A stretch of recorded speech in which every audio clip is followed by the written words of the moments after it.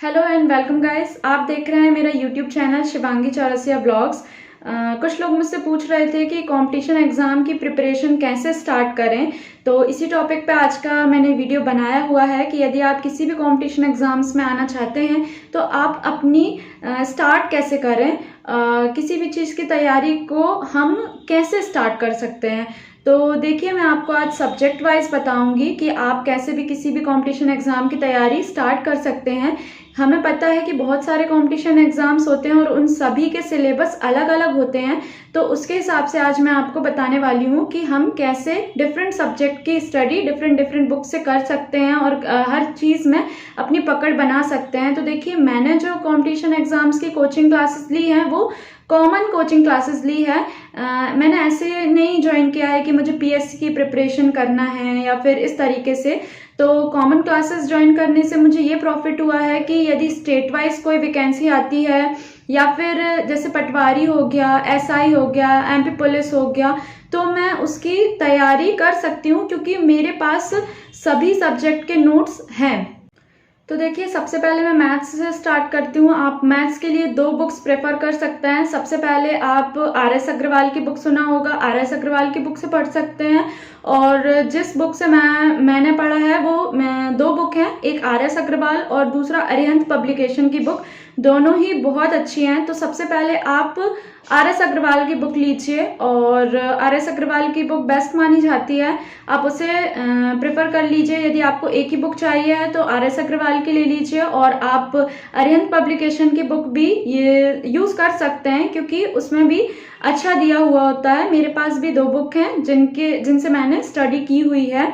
और देखिए, मैथ्स में ऐसा होता है कि आप कहीं से भी पढ़ रहे होंगे तो यदि आप किसी एक चैप्टर को कंप्लीट पूरा करना चाहें तो ऐसा कभी नहीं होगा कि आपने उसके हर टाइप के क्वेश्चन को कर लिया हो। आप कहीं से भी सीखिए, आपको कुछ हाईलाइटेड टाइप के क्वेश्चन सिखाए जाएंगे और जब आप उस चैप्टर से रिलेटेड कुछ क्वेश्चन सीख लेते हो तो आपको खुद ट्रिक्स बनानी आनी चाहिए और बाकी के जो टाइप हैं आपको उसे खुद सॉल्व करना आना चाहिए।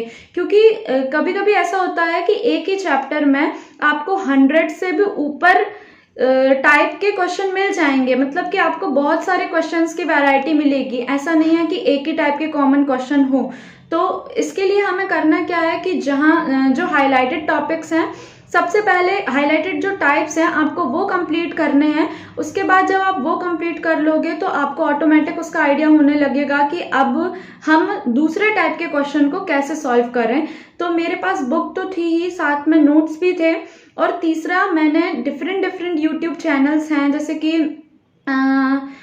जैसे अनअकैडमी हो गया, वाईफाई स्टडी हो गया, इनकी जो भी ट्रिक मुझे अच्छी लगती थी तो मैं अपने पर्सनल नोट्स में उसे लिख लिया करती थी। आप अपने एक नोट्स बनाइए, उसमें आप चैप्टर वाइज उसे डिफ्रेंशिएट करके आप वहाँ पे कोई भी ट्रिक आपको अच्छी लगती है तो उस ट्रिक को वहाँ पर चैप्टर वाइज लिख लीजिए। फिर जब भी आपको वो क्वेश्चन कहीं दिखेगा, जब आप टेस्ट लगा रहे होगे या फिर किसी एग्जाम में, तो आपको भले ही उस क्वेश्चन को सॉल्व करते ना आए मगर आपको ये जरूर याद आएगा कि इस टाइप के क्वेश्चन की ट्रिक मैंने अपने नोट्स में लिखी थी। तो फिर आप तुरंत अपने नोट्स में देखोगे, उसे सॉल्व करने की कोशिश करोगे बार बार, तो आपको ऑटोमेटिकली वो याद हो जाएगा कि इस टाइप के क्वेश्चन को कैसे सॉल्व किया जाता है। तो मैथ्स के लिए तो आप यही 2 बुक प्रेफर कर लीजिए अपने लिए। और भी बुक्स हैं, वो भी अच्छी होती हैं। यदि आपको दूसरी बुक पसंद आ रही है तो आप वो भी ले सकते हैं। आप अपने पर्सनल नोट्स ज़रूर बनाइए क्योंकि कभी कभी जब बुक हेल्प नहीं करती है तो हमारे पर्सनल नोट्स आपको बहुत हेल्प करते हैं। तो मैं ज़्यादातर अपनी जो प्रिपरेशन करती हूँ और लास्ट मोमेंट में देख कर जाती हूँ वो अपने नोट्स से ही देख कर जाती हूँ क्योंकि नोट्स वो हमने खुद बनाए हुए हैं तो हमें अच्छे से याद रहते हैं और वो बहुत हेल्पफुल होते हैं हमारे लिए। तो मैथ्स की तो यही स्ट्रेटजी होती है। बाकी मैथ्स में क्वेश्चन के टाइप्स बहुत सारे होते हैं, उसमें आपको टाइम देना ही होगा। और जो बच्चे बिल्कुल बेसिक से स्टार्ट कर रहे हैं वो कुछ यूट्यूब चैनल से भी पढ़ सकते हैं कि बिल्कुल स्टार्टिंग से हम अपनी प्रिपरेशन कैसे करें। तो विनर्स इंस्टीट्यूट इंदौर, वहाँ पे आपको बेसिक से मिल जाएंगी क्लासेस, और भी बहुत सारे यूट्यूब चैनल है जहाँ से आपको बेसिक से मिल जाएगा कि हम कैसे क्वेश्चन सॉल्व करें। और जब आपसे आने लगे तो आप प्रैक्टिस टेस्ट ज़रूर लगाया करिए। जैसे एक टॉपिक आपने एक चैप्टर पूरा कंप्लीट कर लिया तो उस चैप्टर का आप टेस्ट लगाइए, तो वहाँ जितने टाइप के क्वेश्चंस होंगे हाईलाइटेड इंपॉर्टेंट क्वेश्चन, आपको वो देखने को मिलेगा और आपको इससे ये समझ में आएगा कि उन क्वेश्चंस में से मुझसे कितने क्वेश्चन आ रहे हैं। तो मैथ्स के लिए तो आप ये स्ट्रेटजी फॉलो कर सकते हैं। दूसरी बात आ जाती है रीजनिंग की। तो देखिए, रीजनिंग बहुत ही अच्छा सब्जेक्ट है। ये मैं नहीं कहूँगी कि बहुत ही मुश्किल है। आप यदि एक बार रीजनिंग सीख जाते हैं तो आपको उसमें कोई प्रॉब्लम नहीं होती है, क्योंकि रीजनिंग एक बहुत ही मतलब इजी सब्जेक्ट है। यदि मैं बैंकिंग की बात ना करूं तो, क्योंकि बैंक ही एक ऐसा एग्जाम है जिसमें मैथ्स भी बहुत टफ आती है और रीजनिंग भी बहुत टफ आती है और इंग्लिश भी बहुत टफ आती है। बैंक के एग्जाम में आपका मैथ्स, रीजनिंग और इंग्लिश स्ट्रॉन्ग होना बहुत ज़रूरी है। मैंने जितने भी कंपटीशन एग्जाम्स दिए हैं उनमें से यदि मैंने सबसे टफ मैथ्स और रीजनिंग देखी है तो वो है बैंक का एग्ज़ाम। मैंने भी बैंक का एग्ज़ाम दिए हुए हैं और 5 मार्क्स से मेरा नहीं हो पाया था। इसलिए मैं आपको थोड़ा सा गाइड करना चाहती हूँ कि बैंक का यदि कोई प्रिपरेशन कर रहा है तो उसका मैथ्स और रीजनिंग बहुत स्ट्रांग होना चाहिए, क्योंकि उसमें पजल्स बहुत सारे पूछे जाते हैं और एक पजल से रिलेटेड आपको 5 क्वेश्चंस मिलेंगे। यदि आपसे बनता है तो आप वो 5 क्वेश्चन कर सकते हैं, और अगर आपको वो नहीं बनता तो आपके सीधे सीधे 5 क्वेश्चन छूट जाते हैं। ऐसे ही करके बहुत सारे क्वेश्चन आते हैं और हमको टाइम भी बहुत कम दिया हुआ होता है, तो हमें उस कम टाइम में ही उसको अरेंज करना होता है। तो यदि सिर्फ मैं बैंक की और FCI जैसे एग्जाम्स की को छोड़ दूं तो बाकी हाँ आप कह सकते हैं कि रीजनिंग बहुत इजी सब्जेक्ट होता है। तो देखिए, रीजनिंग में आपको कोई भी बुक चल जाएगी, आप कोई भी बुक ले लीजिए, उससे आप पढ़ सकते हो। ट्रिक्स वगैरह जो मैंने रीजनिंग की सीखी हुई हैं वो मैंने कोचिंग से ही सीखी हुई है। और एक टॉपिक कंप्लीट होने के बाद, एक चैप्टर कंप्लीट होने के बाद हमें शीट्स प्रोवाइड करते थे और उस शीट्स में लगभग 50 क्वेश्चन हुआ करते थे और कभी कभी 50 से ज़्यादा क्वेश्चन हुआ करते थे। उसे यदि हम सॉल्व कर लेते थे तो हम रीजनिंग के बहुत सारे क्वेश्चन की प्रैक्टिस हो जाती थी और फिर आपको टेंशन लेने की ज़रूरत नहीं होती थी। तो आप भी ऐसा ही करिए। यदि आप एक चैप्टर कर रहे हैं तो एक चैप्टर करने के बाद उसका टेस्ट, उस चैप्टर का टेस्ट ज़रूर लगाइए। उससे ये होगा कि आपको बहुत सारे टाइप के क्वेश्चन उस टेस्ट में मिलेंगे और आप उन्हें करना सीख जाएंगे। तो रीजनिंग कोई ज़्यादा टफ नहीं है। रीजनिंग की आप या तो यूट्यूब से भी क्लासेस ले सकते हो, या तो आपके पास कोई बुक्स है उससे भी सीख सकते हो, या फिर आपने कहीं कोचिंग ज्वाइन की हुई है तो आपको वहाँ पे भी बहुत अच्छे से सिखा दिया जाएगा। अब जो नेक्स्ट पार्ट आता है वो है इंग्लिश। अब देखिए, इंग्लिश बहुत सारे कंपटीशन एग्जाम्स में आता है और बहुत सारे जो स्टेट लेवल के एग्जाम्स होते हैं, जैसे मैंने बोला MP पुलिस हो गया और MP SI हो गया, या स्टेट वाइज पुलिस और SI के एग्ज़ाम्स हो गए, पटवारी हो गया और रेलवे के एग्ज़ाम्स हो गए, इसमें इंग्लिश नहीं आती है। तो यहाँ पे तो इंग्लिश की ज़रूरत नहीं पड़ती है, मगर बहुत सारे एग्ज़ाम्स ऐसे भी होते हैं जहाँ पे इंग्लिश आती है, जैसे SSC के एग्ज़ाम हो गए और हमारे बैंक के एग्ज़ाम हो गए, FCI का एग्ज़ाम हो गया, यहाँ पे इंग्लिश आती है और बहुत अच्छे लेवल की इंग्लिश आती है। तो देखिए, इंग्लिश में मोस्ट इम्पॉर्टेंट चीज़ होती है उसके रूल्स और ग्रामर हमारा। तो यदि आप कोई भी चैप्टर पढ़ रहे हो इंग्लिश का तो उसके रूल्स अच्छे से पढ़ लीजिए। अगर आपको ग्रामर के कोई रूल याद हैं तो मुझे नहीं लगता कि उसे सॉल्व करने में आपको कोई दिक्कत होगी। और हाँ, वोकैबुलरी इंग्लिश के लिए बहुत इंपॉर्टेंट होती है, तो वोकैबुलरी स्ट्रॉन्ग करने के लिए आपको इंग्लिश न्यूज़पेपर पढ़ना है। अब इंग्लिश न्यूज़पेपर में बेस्ट होता है द हिंदू। तो द हिंदू का एनालिसिस आप डेली देखा करिए, और बहुत सारे यूट्यूब चैनल्स ऐसे भी हैं जो द हिंदू एनालिसिस कराते हैं। तो आप English by Yashi Pandey search कर सकते हैं, वो बहुत अच्छा गाइड करते हैं। मैं उन्हीं यूट्यूब चैनल को फॉलो करती हूँ और मैं बताती भी वही हूँ जो मैं खुद फॉलो करती हूँ। तो इंग्लिश बाय यशी पांडे आप सर्च करिएगा तो आपको इंग्लिश के वहाँ पे क्लासेस भी मिल जाएंगे और आपको वहाँ पे द हिंदू एनालिसिस भी मिल जाएगा। तो यदि आप इंग्लिश न्यूज़पेपर पढ़ते हो तो आपकी वोकैबुलरी स्ट्रांग हो जाएगी, और आपकी यदि वोकैबुलरी स्ट्रांग हो जाएगी तो सिनोनिम, एंटोनिम ये सब आपको अलग से नहीं करना पड़ेगा, क्योंकि जब वोकैबुलरी स्ट्रांग होती है तो वर्ड्स के मतलब पता चलते हैं, और वर्ड का मतलब जब पता चलने लगता है तो धीरे धीरे हम 4 ऑप्शन में से एक ऑप्शन आराम से सिलेक्ट कर सकते हैं। तो इंग्लिश के लिए आप यूट्यूब से पढ़ सकते हैं, और यदि आपके कोई नोट्स वगैरह हैं तो वो भी आप यूज़ कर सकते हैं, क्योंकि रूल्स तो रूल्स होते हैं, चाहे आप बुक से पढ़ो या फिर आप किसी कोचिंग इंस्टीट्यूट से पढ़ो या फिर आप यूट्यूब चैनल से पढ़ो। तो इंग्लिश के लिए तो मेरे पास कोई खास बुक है नहीं है, मेरे पास सिर्फ नोट्स हैं, वो भी मैंने आधे खुद से बनाए हुए हैं और कुछ मैंने यूट्यूब चैनल से देखकर बनाए हैं और कुछ मुझे कोचिंग क्लासेस से प्रोवाइड किए गए थे। तो इंग्लिश के लिए मैंने आपको चैनल बता ही दिया है। अब जो नेक्स्ट पार्ट आता है वो मोस्ट इम्पॉर्टेंट है, क्योंकि ये मोस्टली एग्जाम्स में पूछा जाता है, वो है हमारा जीके जीएस और करंट अफेयर वाला पोर्शन। तो जीके जीएस में बहुत सारे सब्जेक्ट इंक्लूड होते हैं। सबसे पहले मैं बात करूंगी हिस्ट्री। तो हिस्ट्री के 3 पार्ट होते हैं, मिडिवल, प्री मिडिवल और मॉडर्न हिस्ट्री। तो देखिए, मिडिवल और प्री मिडिवल हिस्ट्री तो पढ़ लेते हैं हर स्टूडेंट, मगर जो मोस्ट इंपॉर्टेंट है हिस्ट्री का पार्ट वो है आपकी मॉडर्न हिस्ट्री, क्योंकि किसी भी एग्जाम में मैं जाती हूँ तो मुझे मॉडर्न हिस्ट्री के क्वेश्चन ज़्यादा देखने को मिलते हैं। तो देखिए, आप सभी के पास सॉल्यूशन की बुक होगी, तो आप सबसे पहले हिस्ट्री का पोर्शन उससे कवर कर लीजिए। जब आप कवर कर लेंगे तो हिस्ट्री के आप क्वेश्चंस लगाया करिए, जैसे टेक्स्ट बुक आपके पास ऐप होगा, आप उससे लगा सकते हैं, या फिर दूसरा कोई ऐप होगा जिससे आप मॉक टेस्ट लगाते हैं, आप उससे भी लगा लीजिए। तो आप यदि टॉपिक वाइज लगा लेते हैं तो उस टॉपिक से रिलेटेड आपके सारे क्वेश्चन सॉल्व हो जाते हैं।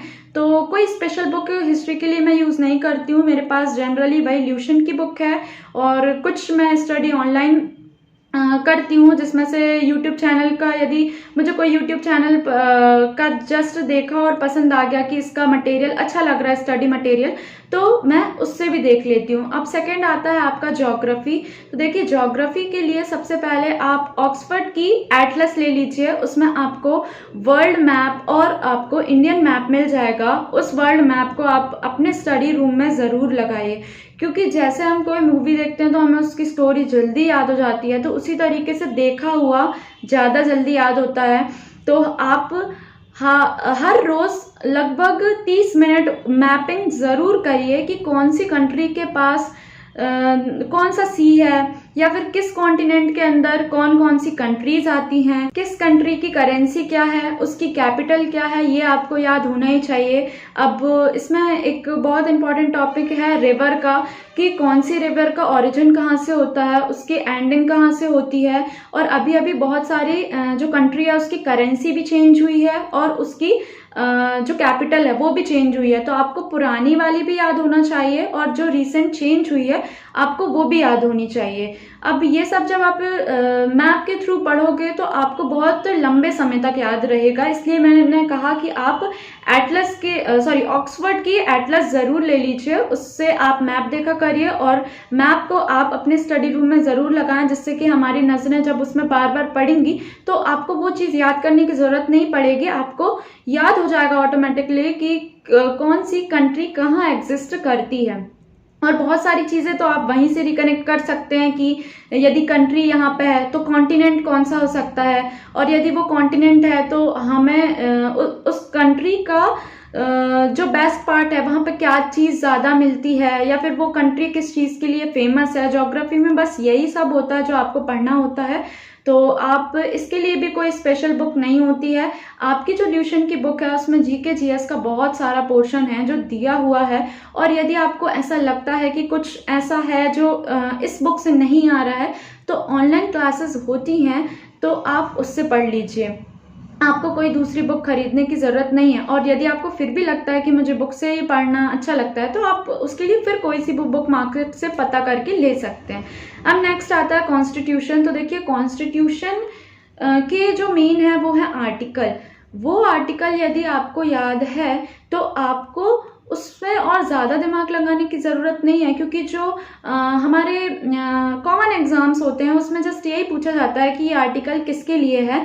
तो हमें बस ये याद रखना होता है कि हमारा ये आर्टिकल किससे कनेक्टेड है और इसमें क्या आता है। तो आप आर्टिकल से रिलेटेड क्वेश्चन कॉन्स्टिट्यूशन में पढ़ लीजिए, कितने आर्टिकल्स हैं टोटल, कौन सा आर्टिकल किस चीज़ के लिए है। इसके लिए आपको कहीं यहाँ वहाँ भटकने की ज़रूरत नहीं है। आप किसी भी चीज़ से देख सकते हैं, आर्टिकल तो सेम ही रहेगा, चाहे आप वो बुक से पढ़ो चाहे किसी और चीज़ से पढ़ो। आपको यदि एक बार याद हो जाएगा, आप कनेक्ट करके पढ़िए जिससे कि आपको लंबे समय तक याद रहे। जैसे किसी भी चीज़ को मैं ऐसे याद करती हूँ कि अपने फैमिली मेम्बर से याद कर लिया या फिर आसपास की चीज़ों से याद कर लिया, तो वो ज़्यादा लंबे समय तक याद रहता है। तो कॉन्स्टिट्यूशन में कुछ नहीं है, बस आर्टिकल है, वो तो आपको याद ही करने पड़ते हैं। अब फोर्थ पार्ट आता है आपका साइंस का। तो साइंस में देखिए केमिस्ट्री है, फिजिक्स है और हमारा बायोलॉजी है। तो मैं तो साइंस वाली स्टूडेंट हूँ, तो मुझे केमिस्ट्री और बायोलॉजी में कोई प्रॉब्लम नहीं होता है, बट फिजिक्स में मुझे थोड़ा देखना पड़ता है क्योंकि फिजिक्स में ज़्यादा नहीं पढ़ती हूँ, सिर्फ केमिस्ट्री और बायोलॉजी ही पढ़ती हूँ। तो बायोलॉजी और साइंस कैसे पढ़नी है मैंने वो अपना अदर वीडियो में आपको बताया हुआ है कि साइंस में कैसे पढ़ती हूँ, तो आप मेरा वो वाला वीडियो जाकर देख लीजिए। और लास्ट पोर्शन बचता है हमारा मिसलेनियस। तो देखिए मिसलेनियस में हमारा मिसलेनियस को हिंदी में विविध कहते हैं, जिसमें हमारे डिफरेंट टाइप के क्वेश्चंस आते हैं कि आप किस डे पे मतलब कि किस डेट पे आप कौन सा डे मनाते हैं, और इसमें यह है कि किसने कौन सा स्लोगन दिया है और किसके समाधि स्थल कहाँ पर हैं, और वर्ल्ड में पहली बार जो चीज़ हुई थी तो यदि किसी मेल ने किया तो वो किसने की है, फीमेल ने की है तो वो किसने की है। मिसलेनियस में जस्ट हमारे ऐसे क्वेश्चंस आते हैं, तो वो आपकी ल्यूशन की बुक में सबसे लास्ट में दिए हुए हैं, आप मिसलेनियस से क्वेश्चन पढ़ लीजिए। ये बहुत ही ज़्यादा इंटरेस्टिंग होती है और ऑलमोस्ट हर एग्जाम में पूछे जाते हैं मिसलेनियस के क्वेश्चन। और आजकल डे की जो थीम होती है वो बहुत पूछी जा रही है, जितना डे इंपॉर्टेंट नहीं होता उसकी थीम उतनी इंपॉर्टेंट होती है। तो यदि आप करंट अफेयर के सेक्शन से देखना चाहें तो आप डे की थीम जरूर देख के जाइए कि उस डे की थीम क्या है। 2022 चल रहा है तो उसकी थीम क्या है और 2021 में उसकी थीम क्या थी। थीम्स बहुत इंपॉर्टेंट होती हैं। तो देखिए जस्ट अभी मैंने अब देखिए सिलेबस तो इतना वास्ट होता है कि कितने भी वीडियो बनाओ कम होंगे, बट जितना भी ओवरऑल है मैंने बताने की कोशिश की है कि आप स्टार्ट कैसे कर सकते हैं पढ़ाई का। तो आजकल तो ऐसा है कि ऑनलाइन बहुत सारी अच्छी क्लास प्रोवाइड की जा रही हैं। तो अगर आपको कोई यूट्यूब चैनल्स पसंद आते हैं और आपको उसका स्टडी मटेरियल अच्छा लगता है, तो बस एक बात ये है कि सब्जेक्ट चाहे जो भी हो आप उससे रिलेटेड नोट्स बना लीजिए, क्योंकि बार बार हम चैनल नहीं देख सकते हैं बट हम अपने नोट्स को देख सकते हैं। तो आप यदि किसी चीज़ से स्टडी कर रहे हैं तो आप कॉपी पेन लेके बैठिए और सब्जेक्ट वाइज आप अपने नोट्स बना लीजिए। वही पर्सनल नोट्स आपके बहुत काम आते हैं स्टडी करने में। मैंने भी अपनी जितनी भी पढ़ाई की है वो आधे से ज़्यादा मैंने अपने नोट्स से की है और कुछ मेरे कोचिंग के नोट्स थे मैंने उससे की है। आई होप कि आपके लिए ये वीडियो हेल्पफुल होगा। बहुत सारे लोग ये भी कमेंट ज़रूर करेंगे कि आपने ऐसा कौन सा एग्ज़ाम निकाल लिया है कि आप हमें गाइड कर रहे हैं। तो देखिए यदि आपको मेरी इन्फॉर्मेशन जेन्युइन नहीं लगती है तो प्लीज़ आप अनसब्सक्राइब कर दीजिए, बट यदि एक बच्चे के लिए भी ये वीडियो हेल्पफुल है तो ये वीडियो सिर्फ उनके लिए है। Thank you so much.